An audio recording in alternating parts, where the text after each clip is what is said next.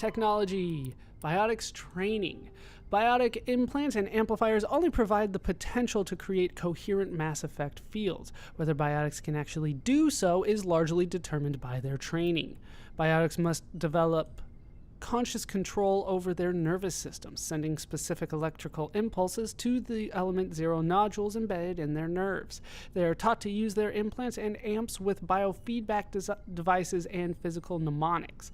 Specific gestures or muscle movements fire the proper sequence of nerves to activate a certain skill. Kinetics Industries pioneered biotic training with the Biotic Acclimation and Temperance Training Program. Although BOT did not achieve the desired results, many techniques taught are still used today. Many human think tanks are trying to develop some form of biotic super soldier. Most are benign efforts to create more flexible troops. Others, less publicly known, are unapologetic attempts to create Nietzschean supermen. We're going to make us an Ubermensch. I think that is it for the codex for now. As if that wasn't enough. How you doing, Doc? Yes, Commander? Is there something you need? Is there? No. I should go. There Goodbye, is not. But, ooh, back here we can find Liara. How you doing, baby? Is it too early to seduce you? It probably is, but I'm going to try. Let me sneak up on you. Commander, are you coming to check up on me? Can we do a doctor's check? Absolutely. You look much better. How are you feeling? Dr. Chakwas assures me I am going to be fine. I was impressed with her knowledge of Asari physiology. Oh, I should talk to her about that then. She is the best. You're in good hands. Dr. Chakwas knows what she's doing. Want me in my hands? I never properly thanked you for saving me from the Geth, Commander. If you hadn't shown up, Don't mention it. I'm just glad we got there in time. So am I. I know you took a chance bringing me aboard this ship. I have seen the way your crew looks at me. They do not trust me. But I am not like Benezia. I will do whatever I can to help you stop Saren. I promise. Oh, I know you will. Don't worry, Liara. I trust you. I know you won't let me down. It means a lot to hear you say that, Commander. Thank you. Ooh, I'd like to talk about you. Is it just me, or are they giving me the opportunity to try to seduce her a little bit earlier than everybody else? Tell me about yourself, Liara. Me? I am afraid I am not very interesting, Commander. I spend most of my time on remote digs, unearthing mundane items buried in long-forgotten Prothean ruins. Oh, they're giving me the option here. You must get lonely. Sounds dangerous. And lonely. Sometimes I would run afoul of indigenous life forms or stumble across a small band of mercenaries or privateers. But I was always careful. Until the Geth followed me to Artemis Tau. I never found myself in any situation my biotics could not handle. As for the solitude, well, that is one aspect that most appealed to me. Sometimes I just need to get away from other people. To me? I'm not other people. Damn it, I'm other people. Why is that? You don't like other people? Do you like me? I suppose it comes from being a matriarch's daughter. People expected me to follow in Benezia's footsteps. They wanted me to become a leader of our people. Matriarchs guide their followers into the future. They seek the truth of what is yet to come. Maybe that's why I became so interested in the secrets of the past. It sounds so foolish when I say it out loud. It sounds like I became an archaeologist simply to spite Benezia. People have made stupider decisions to upset their parents, and I do realize that stupider is not a word. It's not foolish. All children rebel against their parents. It's a natural part of growing up. Aha, you share the wisdom of the matriarch, Shepard. That is exactly what Benezia said when I told her of my decision. Is that a good thing? But there was more to it than that. I felt drawn to the past. Mother's complex? The Protheans were these wondrous, mysterious figures. I wanted to know everything about them. Oedipus That is complex? why I find you so fascinating. Ooh. You were marked by the beacon on Eden Prime. Oh. You were touched by working Prothean technology. I'm fascinating? Tell me more. Sounds like you want to dissect me in a lab somewhere. Damn it, Shepard. What? No, I did not mean to insinuate. I never meant to offend you, Shepard. I only meant that you would be an interesting specimen for an in-depth study. No, that's even worse. Should I take off my top now, or should I wait until you get your lab coat on? Calm down, Liara. I was only joking. Damn it. Joking? Oh, by the goddess, how could I be so dense? You must think I am a complete and utter fool. No. Now you know why I prefer to spend my time in the field with data disks and computers. I always seem to say something embarrassing around other people. Please, just pretend this conversation never happened. I feel like I screwed that up. I'm sure I did, but I'm not entirely sure how. I always picked the good option, so to speak. Apparently, that doesn't always lead me to the results I want. Let's talk about Benezia, then.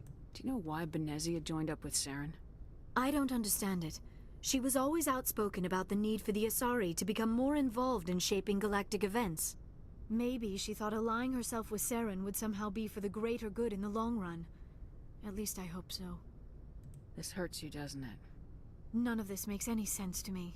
I have not spoken to Benezia in many years, but I know her, and this was not like her. Something changed. Let's talk about your culture. See, once again, I assume that is not a negative when I talk to her. Let's talk about your culture. So I assume when I investigate, that doesn't, negatively impact our relationship, which is about to blossom. It has to. I'd like to know more about the Asari. We were the first species to discover the Citadel. We were instrumental in forming the Council, and we always strive to be the voice of peaceful cooperation in galactic disputes.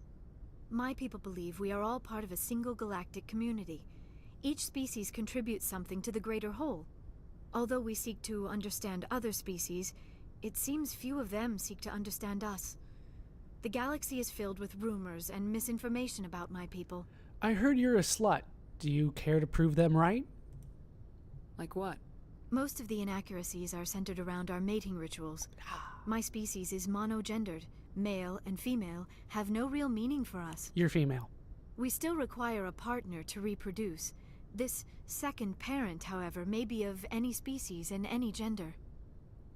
Yeah, let's go ahead and say that disgusting. No, I want you to be that second parent. Well, not necessarily parent, but I want you... I should stop. I don't understand. Your species can mate with anyone? Mating is not quite the proper term, not as you understand it. Physical contact may or may not be involved. Bullshit. But it is not an essential element of the union. The true connection is mental. Huh? Our physiology allows us to meld with other beings. We can touch the very depths of their minds. Oh. We explore the genetic memory of their species. Oh. We share the most basic elements of their individual and racial identities. We Cool. then pass these traits onto our daughters. It is how we learn to grow as a species and how we develop a greater understanding of other races. Where does the stripping come into this? What happens to your partner after the union? Every relationship is different. Some unions are a single encounter with both parents parting ways afterwards. Others can be more long-term. Sometimes an Asari and her partner will stay together for many decades. Okay, I have questions. All right. What about the age difference here? You Asari live for 1,000 years. What happens when your partner dies? Few sapient species live as long as my kind. We have learned to take a philosophical approach to our unions. We do not focus on the inevitable loss of our partners. Instead, we enjoy the time we spend with them. And even after they're gone, a part of them lives on in us. The union is a connection that transcends both time and space. Oh, that's very nice. I've always wondered that too. And whenever there's like a sci-fi thing and somebody gets immortality, they're like, "I can't watch my loved one die," and I'm like, "Well, you know." All right. Anyway, who is your father? Do you know who Matriarch Benezia chose as her partner? She rarely spoke of her partner. Though I know my father, if you want to use that term, was another Asari. You can do that? Of course they can do that. She said any species. Of course that means her own. You don't know who? Benezia never told you her partner's name? Union with our own kind is no longer common, not for the purposes of reproduction. Most Asari believe it weakens our species. Asari daughters inherit racial traits from the father species. If both parents are Asari, then nothing has been gained, or so conventional wisdom would hold. I am what is sometimes called a pure blood. Though no Asari would ever be cruel enough to say the word to my face, it is a great insult among my people. It is possible Benezia's partner was embarrassed by their union. She may have been too ashamed to publicly acknowledge me as her offspring. Well, you are a pure-blood princess. We'll go with that. You don't know that. I'm sure the other Asari is very happy to see you thrive. Maybe she wanted to meet you but couldn't. Something could have happened to her. Maybe she passed away. You might be right. I hope you are. But I have no way to know for sure. Benezia never spoke of her partner. Whatever happened, it caused her too much pain to dwell on it. She raised me by herself, though that is not uncommon.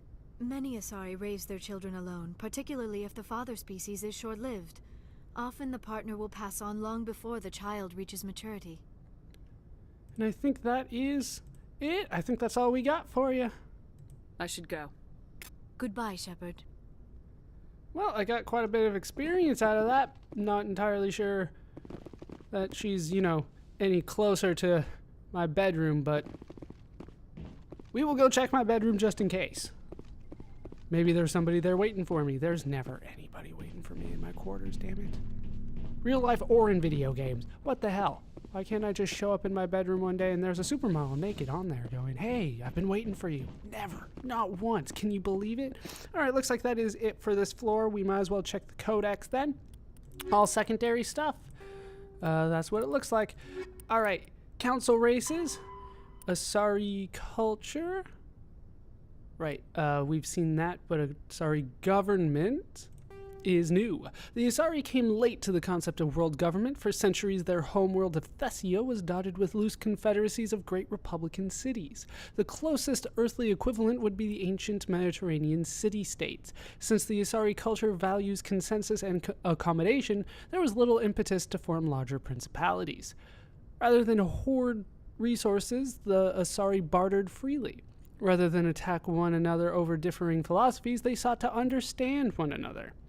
Only in the information age did the city-states grow close. Communication over internet evolved into an electronic democracy.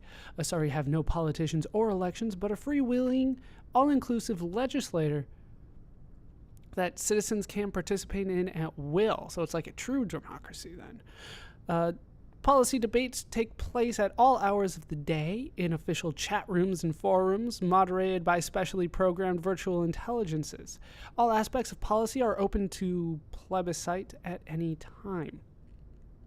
In any given debate, the Asari tend to lend the most credence to the opinions of any matriarchs present, nearly always deferring to the experience of these millennia-old wise women. Achieving consensus through public debate may take too long in a crisis. In cases where prompt, decisive action is required, the Asari defer to wisdom of local matriarchs. Extinct races. Oh, the beacon. I was like, what did we learn about extinct races? The beacon. Not a race. The beacon was a Prothean artifact unearthed on the Alliance colony of Eden Prime. Its resemblance to the Prothean database recovered on Mars provoked immediate interest from the Alliance and the Citadel Council. It proved to be a solid-state data storage device, part of a galaxy-spanning comm network similar to the modern extranet. Intact Prothean paleo technology is rare. The beacon seemed to promise another quantum leap of technology, akin to the discovery of the Mass Effect drive and relays. Unfortunately, the beacon also drew the attention of the rogue Spectre Saren Arterius and his synthetic allies, the Geth. A dawn raid by his flagship Sovereign resulted in hundreds of civilian casualties. The beacon was badly damaged, the motives behind the attack are still being investigated. During the recovery operation, the beacon fired a pulse of energy at the executive officer of the Alliance frigate Normandy. Lieutenant Commander Shepard survived and appears to have suffered no ill effects. Afterwards, the beacon fell inert. The mechanism appears to be dead. Yeah, we were there for that. Oh, there's more here? Did I miss something? I did miss something. All right. Weapons, Guardian. There's no way we got that down here, so I must have missed that earlier. Guardian, a ship's general area defense integration anti-spacecraft network. Guardian. consists of anti-missile, anti-fighter laser turrets on the exterior hull. Because these are under computer control, the gunnery control officer needs to do little beyond turn the system on and designate targets as hostile. Since lasers move at light speed, they cannot be dodged by anything moving at non-relativistic speeds, which is close to or above the speed of light, relativistic speeds. Unless the beam is aimed poorly, it will always hit its target. In the early stages of battle, the Guardian fire is 100% accurate. It is not 100% lethal, but it doesn't have to be. Damaged fighters must break off for repairs. Lasers are limited by diffraction. The beam spreads out, decreasing the energy density, watts per meter squared, the weapon can place on a target. Any high-powered laser is a short-ranged weapon. Guardian networks have another limitation: heat. Weapons-grade lasers require cooldown time, during which heat is transferred to sinks or radiators. As lasers fire, heat builds within them, reducing damage, range, and accuracy. Fighters attack in swarms. The first few will be hit by Guardian, but as the battle continues, the effects of laser overheat allows the attackers to press ever closer to the ship. Constant use will burn out a laser. Guardian lasers typically operate in infrared frequencies. Shorter frequencies would offer superior stopping power and range, but degradation of focal arrays and mirrors would make them expensive to maintain, but most prefer mechanical reliability over bleeding-edge performance where lives are concerned. Solarians, however, use near-ultraviolet technology lasers near ultraviolet frequency lasers with 6 times the range, believing that having additional time to shoot down incoming missiles is more important. Lasers are not blocked by the kinetic barriers of capital ships. However, the range of lasers limits their use to rare knife fight range ship-to-ship combat. Not entirely sure about the frequency thing, but there you go.